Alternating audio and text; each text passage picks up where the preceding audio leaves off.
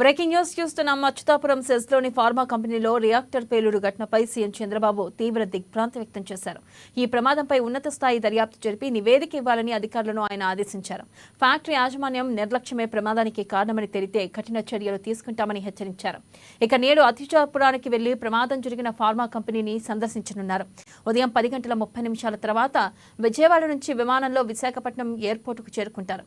అక్కడి నుంచి హెలికాప్టర్లో అచ్యుతాపురం సెస్కు వెళ్తారు. అనంతరం అనకాపల్లిలో ఎన్టీఆర్ ఏరియా ఆసుపత్రి, మరికొన్ని ప్రైవేటు ఆసుపత్రుల్లో చికిత్స పొందుతున్న వారిని, అక్కడి నుంచి విశాఖ చేరుకుని కేజీహెచ్ చికిత్స పొందుతున్న క్షతగాత్రులను పరామర్శించనున్నారు.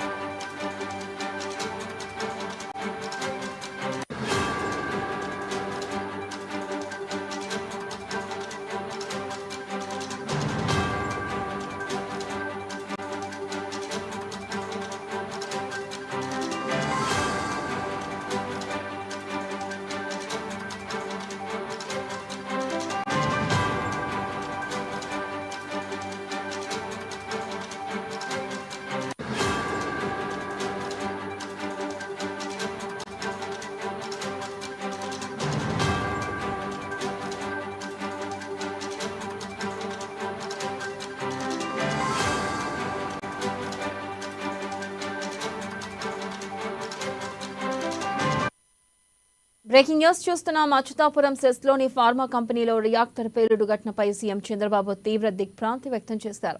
ఈ ప్రమాదంపై ఉన్నత స్థాయి దర్యాప్తు జరిపి నివేదిక ఇవ్వాలని అధికారులను ఆయన ఆదేశించారు. ఫ్యాక్టరీ యాజమాన్యం నిర్లక్ష్యమే ప్రమాదానికి కారణమని తెలితే కఠిన చర్యలు తీసుకుంటామని హెచ్చరించారు. ఇక నేడు అచ్యుతాపురానికి వెళ్లి ప్రమాదం జరిగిన ఫార్మా కంపెనీని సందర్శించనున్నారు. ఉదయం 10:30 తర్వాత విజయవాడ నుంచి విమానంలో విశాఖపట్నం ఎయిర్పోర్టుకు చేరుకుంటారు. ఇక అక్కడి నుంచి హెలికాప్టర్లో అచ్యుతాపురం సెస్కు వెళ్తారు.